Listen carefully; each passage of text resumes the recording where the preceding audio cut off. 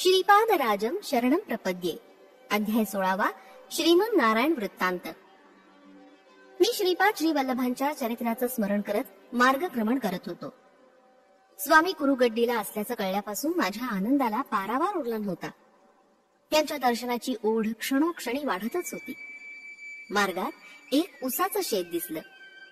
शेतात एक शेतकरी आनंदात बसला होता. शेजारीच उसाचा रस गाळून त्याचा गुळ करण्याचं काम चालू होतं. त्या शेतातील खाटेवर बसलेल्या शेतकऱ्यानं मोठ्या नम्र भावानं मला बोलावून उसाचा रस दिला. तो फारच मधुर रस होता. मी श्रीपादांच्या दर्शनास जात असल्याचं ऐकून त्या शेतकऱ्याला खूप आनंद झाला. तो शेतकरी मला म्हणाला, अहो काका, माझं नाव श्रीमान नारायण मल्लादी. आमचं गाव मल्ल्यादीपुरम होतं, परंतु कालांतरानं त्याचं नाव मल्लादी असं अपभ्रंशानं पडलं. श्रीपाद श्री वल्लभांचे आजोबा श्री बापनाचार्युलू यांचं आडनाव सुद्धा मल्लादी असं होतं. ते ब्राह्मण होते, परंतु आम्ही चौधरी आहोत. त्यांचे आणि आमचे अगदी जवळचे संबंध असताना आम्ही मल्लादीपुरम गाव सोडून पिठिकापुरम गावी आलो. त्यावेळी आमची परिस्थिती फारच बिकट होती. सारी स्थावर जंगम मालमत्ता विकून टाकून अंगावरील एका कपड्यानं आम्ही इथे पिठिकापुरमला आलो. श्री बापनाचार्युलू यांनी आम्हाला मोठ्या प्रेमानं जेवू घातलं. त्यांचं शेत करण्याची आमची इच्छा आम्ही त्यांना बोलून दाखवली. त्या दिवशी श्रीपाद घरी होते. ते म्हणाले, बापनाचार्युलूंच्या घरातील अन्न हे देवाच्या प्रसादासारखं असतं. देवाच्या कृपेशिवाय हा प्रसाद मिळत नाही. बापनाचार्युलूंचं दर्शन मिळणं सुद्धा दुर्लभ आहे.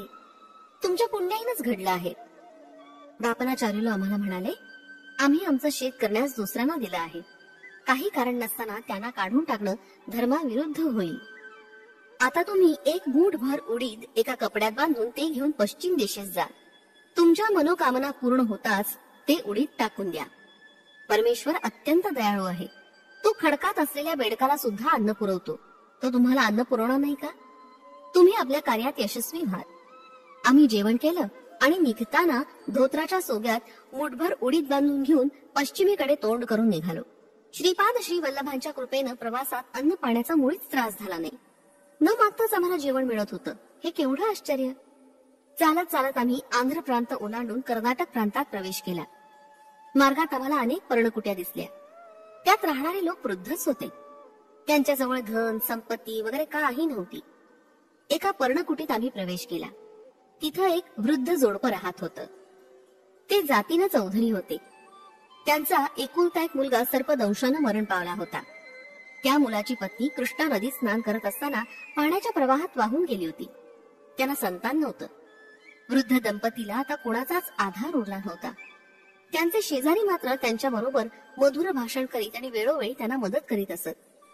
या वृद्ध जोडप्यानं आमचं उत्तम आदरातिथ्य केलं आणि घरी ठेवून घेतलं. जेव्हा जेव्हा आम्ही पुढे जाण्यासाठी निघत असू त्यावेळी काहीतरी अडचण येईल आणि आमचं जाणं स्थगित होईल. शेवटी एका शुभ मुहूर्तावर आम्ही निघालो. परंतु त्याच वेळी त्या वृद्ध गृहस्थास उलट्यांचा आणि जुलाबाचा त्रास सुरू झाला. तेव्हा आम्हाला राहणं भाग पडलं. 1-2 दिवसात त्या गृहस्थास बरं वाटल्यावर आम्ही पुढच्या प्रवासास निघालो. आमच्या तेथील 4-5 दिवसांच्या वास्तव्यानं त्या वृद्ध कुटुंबाच्या मनात आमच्याविषयी प्रेमभाव उत्पन्न झाला होता. आम्हाला निरोप देताना त्यांच्या डोळ्यात प्रेमाश्रू दाटून आले आणि आम्हीही सजल नेत्रांनी त्यांचा निरोप घेतला. धोत्राच्या सोग्यात बांधलेल्या उडदाला आता वास येऊ लागल्यानं आम्ही ते फेकून दिले. आम्ही त्या वृद्ध दंपतीला मदत करण्याची इच्छा व्यक्त केली, परंतु त्यांनी आमच्याकडून काहीच घेतलं नाही. त्यांची निरीच्छ वृत्ती पाहून आम्हाला अतिशय आश्चर्य वाटलं. त्या वृद्ध दंपतीच्या परिचयाचा एक ज्योतिषी होता. त्याला त्यांनी बोलावलं. तो घरी आल्यावर त्या वृद्ध गृहस्थास म्हणाला, तुमच्या घरी जे आलेले अतिथी आहेत ना, ते अतिशय अमंगळ आहेत. त्यांच्या वास्तव्यानं तुम्हाला दारिद्र्य प्राप्त होईल. त्यांना तुम्ही लवकरात लवकर घालवून द्या. त्यावर ते वृद्ध दंपती म्हणाले, पंडितजी, त्यांच्या वास्तव्यानं आलेल्या दारिद्र्याचा परिहार करण्याचा शास्त्रात काहीतरी उपाय असेल ना, आपण तो सांगावा. त्यासाठी कितीही खर्च झाला तरी आम्ही तो देऊ. त्या अतिथीचं अमंगल नष्ट करण्यासाठी जो पूजाविधी असेल तो सांगण्याची कृपा करावी. परमेश्वराच्या इच्छेनंच सारं विश्व चालतं. सर्व देवांना मंत्रांच्या सहाय्यानं प्रसन्न करून घेता येतं. प्रत्यक्ष ब्रह्मास प्रसन्न करून घेण्याचं विधान तुम्ही जाणता. त्यामुळे धरतीवर तुम्ही ईश्वरच आहात. तुम्ही आमची इच्छा पूर्ण करा, ही विनंती. त्या ज्योतिषाला त्या वृद्ध जोडप्याची विनंती मान्य करण्याखेरीज मार्गच नव्हता. तो ज्योतिषी म्हणाला, धान्य उगवण्यासाठी पाण्याची गरज असते. त्यासाठी पर्जन्य यज्ञाची तयारी कर. यज्ञ करणाऱ्या व्यक्तीला देवतुल्य मानतात. प्रत्यक्ष देव सुद्धा यज्ञ करणाऱ्याची स्तुती करतात. यज्ञाचे 5 प्रकार आहेत: देवयज्ञ, भूतयज्ञ, मनुष्ययज्ञ, ब्रह्मयज्ञ आणि पितृयज्ञ. श्रीपाद श्री वल्लभांच्या लीला अत्यंत अद्भुत आश्चर्यकारक होत्या. त्या वृद्ध दाम्पत्यानं दिलेल्या द्रव्याच्या सहाय्यानं विद्वान ब्राह्मणांद्वारा सर्व कार्यसिद्धीसाठी यज्ञ केला. या यज्ञामुळे आमच्या जन्मपत्रिकेतील सर्व दोषांचं निर्मूलन झालं. त्या वृद्ध दंपतीच्या पुण्याईनं आम्हाला परमपवित्र अशा यज्ञाचं दर्शन घडलं. या यज्ञातील हविष्य इंद्र आणि इतर देवतांना अर्पण केलं होतं. प्रत्येक देवाच्या इच्छेनुसार हविष्याचा भाग देण्यात आला होता. त्या प्रत्येक देवतेनं तोंड भरून आशीर्वाद दिले होते. गाय, वेद, ब्राह्मण, पतिव्रता स्त्रिया, सत्यप्रिय आणि दानशूर लोकांमुळे पृथ्वीचं सृजन कार्य चालतं. शेती करण्यास ज्याप्रमाणे बैलाची नितांत गरज असते, तेवढीच गरज इहलोक सिद्धीसाठी यज्ञयागाची असते आणि तितकीच गरज परलोक सिद्धीसाठी गोमातेची असते. शिवाय गायीमुळे आपल्याला दूध, दही, तूप, लोणी इत्यादी खाण्याचे पदार्थ तर मिळतातच. भूमातेचे 7 गुण. सर्व धर्मांची तत्व वेदांतावरच आधारलेली आहेत. धरती मातेला सुद्धा वेदांचाच आधार आहे. ब्राह्मण लोक आपल्या यजमानाद्वारा यज्ञ करून समाजास सत्कर्म करण्यास प्रवृत्त करतात. अशा सत्कर्मानं भूमातेस सामर्थ्य प्राप्त होतं. पतिव्रता स्त्रिया आपल्या पातिव्रत्यानं धर्माचं रक्षण करतात. पतिव्रता स्त्रियांमुळे धरणी माता समृद्ध होते. सत्य भाषण करणाऱ्या सत्य संकल्पी लोकांमुळे सुद्धा भूमी आनंदित होते. निर्लोभी लोक आपली लोभी वृत्ती टाकून देऊन समाजात माधुर्य वाटतात, तर दानशूर लोक पुण्य मार्गाने मिळवलेलं धन दीन दुबळ्या अभागी लोकांना वाटून इहलोक आणि परलोक दोन्ही साधून घेतात. या सप्तगुणांनी युक्त असलेल्या लोकांमुळे पृथ्वी सदैव प्रसन्न, सामर्थ्यवान आणि भरपूर अन्न पाणी पुरवणारी होते. बापनाचार्यूंसारख्या महापुरुषांनी आम्हाला निमित्त मात्र करून यज्ञ पुरुष श्री श्रीपाद वल्लभ यांच्या समक्ष आम्हाला धन्य केलं. श्रीपाद श्री वल्लभांकडून भक्तांचं रक्षण. यज्ञ निर्विघ्नपणे मोठ्या आनंदात संपन्न झाला. ते वृद्ध दंपती आम्हाला आपल्या मुलासारखे मान देऊन वागवत होते. हे त्यांच्या भाऊबंधांना आवडलं नाही. आम्हाला एक मिरचीचं शेत होतं. त्याला 4 बाजूनी ताडीच्या झाडाचं कुंपण होतं. या ताडीच्या झाडाचा रस गौड लोक येऊन काढून घेऊन जात. एकदा मी शेतात गेलो असताना आमचे भाऊबंद शेतातील मिरच्या तोडून पोत्यात भरून बैलगाडी ती पोती ठेवून घरी जाण्यास सिद्ध असलेले मी पाहिले. मी एकटाच होतो, परंतु ते 10 लोक होते. याच वेळी एक आश्चर्य घडलं. एक अस्वल ताडीच्या झाडावर चढून त्याचा रस पित होतं. एवढ्यात त्याचा झोप गेला आणि ते खाली पडलं. त्या अस्वलाला जवळ आलेलं पाहताच आमचे भाऊबंद घाबरून पळून गेले. अस्वलाच्या विषारी नखानी होणाऱ्या जखमांची त्यांना कल्पना होती. मी श्रीपादांचं नामस्मरण करत बैलगाडीत बसलो आणि ती गाडी चालू लागली. ते अस्वल श्रीपादांच्या नामस्मरणाच्या आवाजानं शांत झालं आणि आमच्या बरोबर चालत आमच्या घरी आलं. त्या अस्वलाला पाहून त्या वृद्ध दंपतीच्या घराजवळचे शेजारी आश्चर्यचकित झाले. त्या रात्री आम्ही श्रीपाद श्री वल्लभांचं भजन केलं, तर ते अस्वल सुद्धा आमच्या बरोबर बसून तन्मयतेनं भजन ऐकत होतं. भजन संपवून सर्वांना प्रसाद वाटला. तो त्या अस्वलानं आनंदानं खाल्ला. त्यानंतर ते अस्वल आमच्या घरातील एक सदस्य असल्याप्रमाणे राहत होतं. ते आमच्याशी प्रेमानं नाही, परंतु आमच्या शत्रूंना त्याची भीती वाटते. त्याच्या भीतीमुळे शेताचं रक्षण करण्याचं काम अनायसे अस्वलच करी. आमच्या घरी दत्तप्रभूंच्या लीला कथांचं कीर्तन आणि श्रीपादांचं नामस्मरण नित्य नेमानं झाले. एकदा असंच शेतात गेलं असताना ते अस्वल शेतात आलं. माझ्याकडे मोठ्या प्रेमानं त्यानं पाहिलं. मी श्रीपाद स्वामींचं नाम घेण्यास सुरुवात करताच ते मोठ्या आनंदानं नाचू लागलं. आमच्या शेजारच्या गावात एक मांत्रिक आला होता. त्यानं काही उपासना करून शक्ती प्राप्त केल्या होत्या. त्याच्या प्रभावात येणाऱ्या लोकांकडून तो धन लुबाडून घेऊन संग्रहित करीत होता. आमच्या भाऊबंधांनी त्याला शरण जाऊन त्याचा आश्रय घेतला होता. त्यानं अस्वलावर मंत्र प्रयोग केला. त्यामुळे त्याची सारी शक्ती नष्ट झाली असल्याप्रमाणे अगदी निचेष्ट होऊन पडला. दुसऱ्या मंत्रानं त्यांनी अस्वलाच्या साऱ्या शक्ती स्वतःत आकर्षून घेतल्या. रामायणातील वालीप्रमाणे त्याला एक विद्या अवगत होती, जिच्या प्रयोगानं समोरील शत्रू पक्षाची अर्धी शक्ती त्याला प्राप्त होत असे. या कारणामुळेच श्रीरामानी वालीला झाडाच्या मागे लपून बाण मारला होता, त्यानं त्याचा अंत झाला. श्रीपाद श्री वल्लभांच्या शिष्याना कर्मबंधनापासून मुक्तता. श्रीपाद स्वामींच्या लीला मोठ्या अगम्य आहेत. त्यात कार्यकारण संबंध शोधणं अत्यंत कठीण आहे. कारणाशिवाय कोणतंच कर्म संभवत नाही.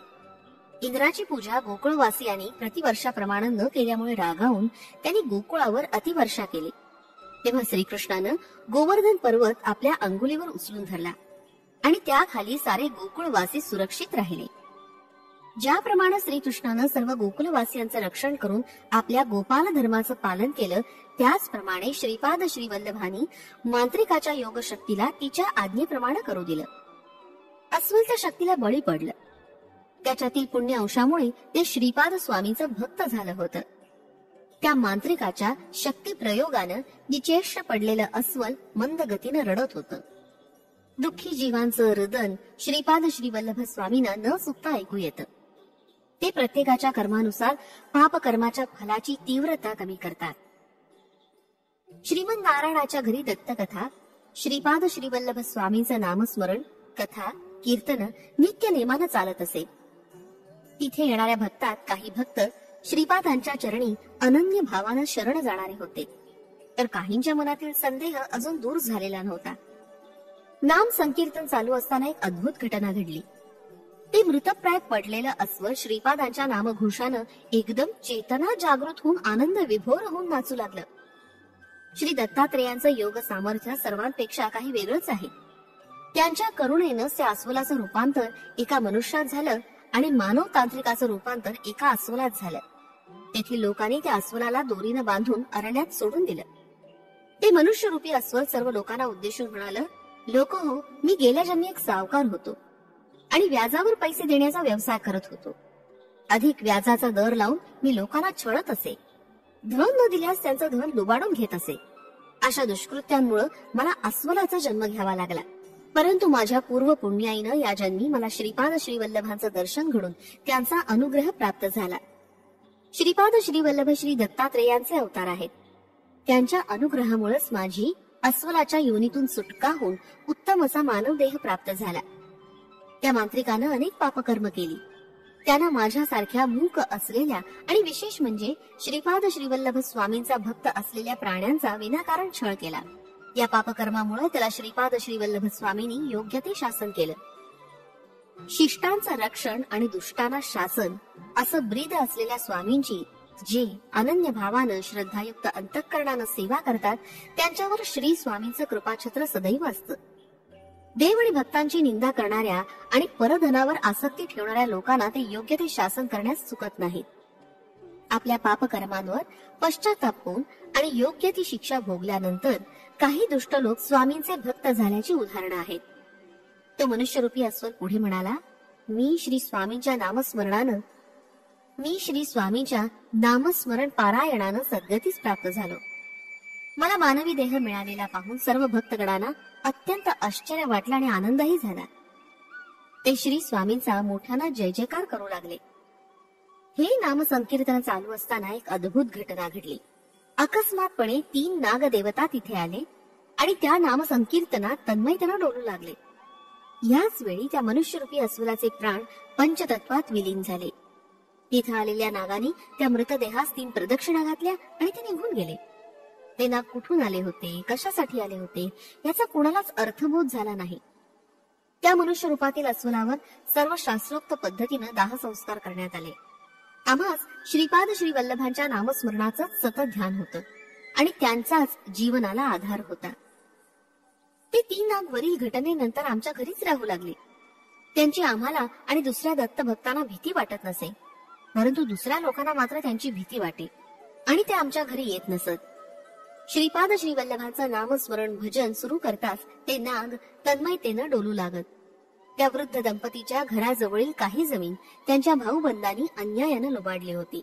त्या जागेस पंचांनी विवादग्रस्ताशी घोषित केली होती, परंतु त्या जमिनीवर भाजीपाला लावण्याची परवानगी मिळाली होती.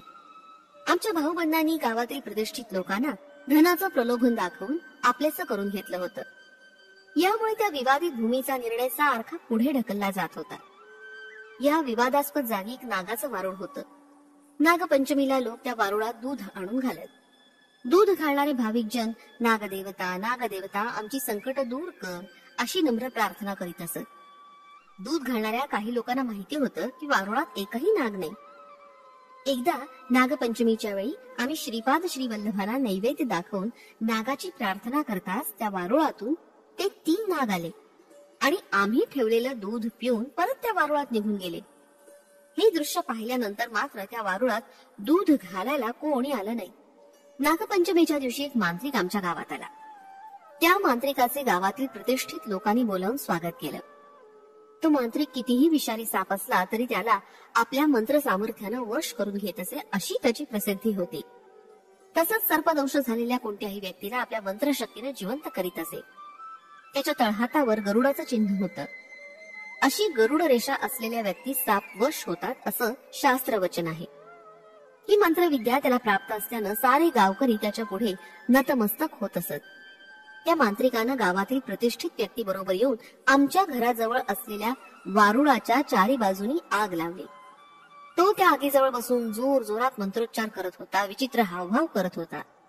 त्या सर्पांना मारल्यास पाप लागेल असं आम्ही त्याला दूर उभं राहून सांगत होतो. परंतु आम्ही तिथं काहीच करू शकत नव्हतो. त्याच वेळी आम्ही त्या निरपराध सर्पांचं रक्षण करावं अशी श्रीपादांच्या चरणी प्रार्थना केली. त्या मंत्राच्या प्रभावानं ते 3ही साप वारुळातून बाहेर आले. परंतु आम्ही पाहिलं की त्या मांत्रिकाची मंत्रविद्या क्षीण होत होती. त्याला काहीच करता येत नव्हतं. तो मोठ्यानं मंत्रोच्चार करत होता परंतु त्याचा काहीच उपयोग होत नव्हता. ते सर्प ज्या दिशेने जात होते तेथील अग्नी श्रीपादांच्या कृपेनं थंड झालेला असे. आणि आश्चर्य म्हणजे अग्निदेवतेनं त्या 3ही सर्पांसाठी मार्ग मोकळा करून दिला होता. ते ज्या मार्गाने आले होते त्या मार्गाने निर्विघ्नपणे निघून गेले. थोड्याच वेळात तो अग्नी पूर्णपणे शांत झाला. हे दृश्य पाहून त्या मंत्रिकाचे अनुचर पळून गेले. त्याच वेळी गावातील प्रतिष्ठित व्यक्तींच्या मोठ्या मुलास सर्पदंशाच्या खुणा दिसून आल्या. थोड्याच वेळात त्याचं शरीर सर्पाच्या विषानं काळनिळ झालं. दुसऱ्या मुलाची दृष्टी पूर्णपणे नष्ट झाली. त्या मांत्रिकानं पुष्कळ मंत्रोच्चार केला परंतु काहीच उपयोग झाला नाही. त्या मांत्रिकाच्या हातावरील ती गरुड रेषा हळूहळू लहान होत अदृश्य झाली. गावातील लोकांना खूप भीती वाटली. त्या भयंकर संकटातून केवळ श्रीपाद श्रीवल्लभच आपली सुटका करू शकतील असा त्यांना दृढ विश्वास वाटत होता. त्या मांत्रिकाची मंत्रविद्या पूर्णपणे लुप्त होऊन तो निस्तेज होऊन जमिनीवर पडला. श्रीपाद प्रभूंची लीला कोणत्या प्रसंगी कशी आणि कोणाला सहाय्यभूत होईल हे समजून येत नाही. गावातील सर्व लोक धावत धावत येऊन ओक्साबोक्षी रडू लागले. परंतु आम्ही काही करू शकलो नाही. अनन्य भावानं श्रीपाद प्रभूंना शरण जाऊन त्यांचं नामस्मरण केल्यास तुमची 2ही मुलं पूर्वस्थितीत येतील असं आम्ही त्यांना सांगितलं. निस्तेज झालेला मांत्रिक अल्पावधीतच गतप्राण झाला. त्या मांत्रिकाचं पार्थिव शरीर गाव प्रमुखांच्या घरासमोर ठेवलं होतं. आमचे भाऊ बंध भीतीनं थरथर कापत होते. वातावरणात सारीकडे दुःखाची कळा पसरली होती. त्या मांत्रिकाचा मृतदेह स्मशानभूमीत अंत्यविधीसाठी नेला. चितेवर ते शरीर ठेवून अग्निसंस्कारास प्रारंभ करताच एक मोठं आश्चर्य घडलं. त्या मांत्रिकाच्या मृतदेहात चैतन्याचा संचार झाला. तो त्याचे अग्नीपासून रक्षण करण्यासाठी आरडाओरडा करू लागला. श्रीपादाच्या कृपेनं त्या मांत्रिकातील दुष्ट भाव अग्नीचा स्पर्श होताच जळून खाक झाला आणि एक शुद्धात्मा त्या लाकडामधून बाहेर आला. हे सगळं करण्यामागे श्री स्वामींची अगाध लीला दिसून येते. ते सज्जनांचा उद्धार आणि दुर्जनांना योग्य ते शासन करीत असत. तो मांत्रिक चितेवरून उठून त्या गाव प्रमुखांच्या घरी उड्या मारतच आला. आम्ही सर्वांनी जमून त्या मुख्याच्या घरी दत्त महात्म्य वर्णन करणारं कीर्तन केलं आणि त्यानंतर दत्त दिगंबरा श्रीपाद वल्लभ दिगंबरा या भजनानं सारा आसमंत भरून टाकला. श्रीपाद प्रभूंच्या स्थूल रूपातील आणि सूक्ष्म रूपातील दिव्य किरण सारं वातावरण अत्यंत शांत आणि पवित्र करत होते. सारी ब्रह्मांड या दिव्य किरणांनी पवित्र झाली होती.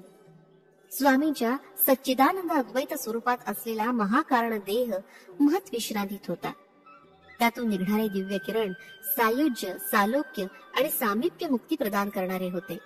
अवधूत, अंशावतार आणि महासिद्धी प्राप्त महायोगी सुद्धा या दिव्य किरणांनी पवित्र होत होते. श्रीपादांचे अत्यंत श्रद्धा आणि भक्तियुक्त अंतःकरणानं नामस्मरण केल्यास अगोचर असलेले स्वामी प्रकट होऊन सर्वांना दर्शन देत. लहान बाळास आपल्या आईच्या कुशीत जसं आल्हाददायक आरामदायक वाटतं, तसंच श्रीपादांच्या चरणावर नतमस्तक होणाऱ्या भक्तांना वाटत असे. अत्यंत पापी असलेला तो मांत्रिक श्रीपाद वल्लभांच्या नामस्मरणाच्या संकीर्तनात रंगून गेला. त्याला श्रीपाद वल्लभ दिगंबर अवस्थेत असल्यासारखे दिसत होते. त्याला वाटलं की आपण केलेल्या पापांचं कर्मफल म्हणून आपल्या स्वामी तसे दिसतायत. कितीतरी सर्पांची त्यानं आपल्या मंत्रविद्येनं आहुती दिली. अनेक महान संन्यासी आणि दिगंबर विभूतींना त्यानं त्रास दिला होता. या सर्वांचा त्याला पश्चाताप झाला होता. त्याला श्रीपाद प्रभूंच्या दिव्य स्वरूपाची कल्पना आली होती. तो श्रीपादांच्या चरणांवर नतमस्तक झाला. जेव्हा त्याच्या मनाचं परिवर्तन झालं, तेव्हा त्याचा द्वेषाग्नी शांत झाला. श्रीपाद प्रभूंनी आपलं उत्तरीय त्याला पांघरण्यास दिलं. ते घेतल्यावर तो मांत्रिक अत्यंत आनंदानं नाचू लागला. सूर्योदय होण्यापूर्वीच त्या ग्रामप्रमुखाच्या धाकट्या मुलास उत्तम दृष्टी प्राप्त झाली. श्रीपाद प्रभूंच्या नैवेद्याच्या दुधानं मोठ्या मुलास शुद्ध आली आणि थोड्या वेळातच तो पूर्ववत निरोगी झाला. तो मांत्रिक सर्व संघ परित्याग करून साधू होऊन दूरदेशी निघून गेला. गावातील पंचांनी त्या वृद्ध दंपतीची जमीन त्यांनाच मिळावी असा न्याय दिला. 3 सर्पराज असलेल्या वारुळातून 3 औदुंबराची झाडं उगवली. काही काळानंतर दत्तानंद अवधूत संन्यासी आमच्या घरी आले. हे संन्यासी औदुंबर वृक्षाखाली ध्यान करत असत. एका शनिवारी सायंकाळी श्रीपादांच्या नैवेद्यासाठी केलेला हलवा प्रसाद म्हणून सर्वांना दत्तानंदाने दिला. श्रीपाद श्रीवल्लभ लहान असताना त्यांची आई त्यांच्या आजोबांच्या घरात असलेल्या औदुंबराच्या वृक्षाखाली बसून चांदीच्या भांड्यात हलवा देत असत. श्रीपाद श्रीवल्लभ, श्री नृसिंह सरस्वती आणि श्री स्वामी समर्थ या 3 नावाचं संकेत रूप असे ते 3 औदुंबर वृक्ष होत.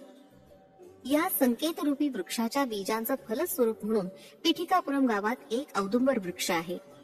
या पुण्यप्रद वृक्षाच्या गर्द छायेत वृक्षाखाली श्रीपाद श्रीवल्लभांच्या मूर्तीची प्राण प्रतिष्ठा करून त्याच्यावर एक सुंदर मंदिर बांधण्यात आलं. या मंदिराची अशी ख्याती आहे की जे भक्त शनिवारी प्रदोषकाळी हलव्याचा नैवेद्य दाखवतील त्यांना सर्व सुख, संपत्ती आणि अनन्य समाधान प्राप्त होईल. श्रीपाद श्रीवल्लभांचा हा वृत्तांत ऐकून माझी भक्ती अजूनच दृढ झाली आणि मी पुढच्या प्रवासासाठी कुरुगड्डीच्या दिशेनं निघालो. श्रीपाद श्रीवल्लभांचा जय जयकार असो. फलश्रुती, धनाकर्षण, शक्तिवृद्धी.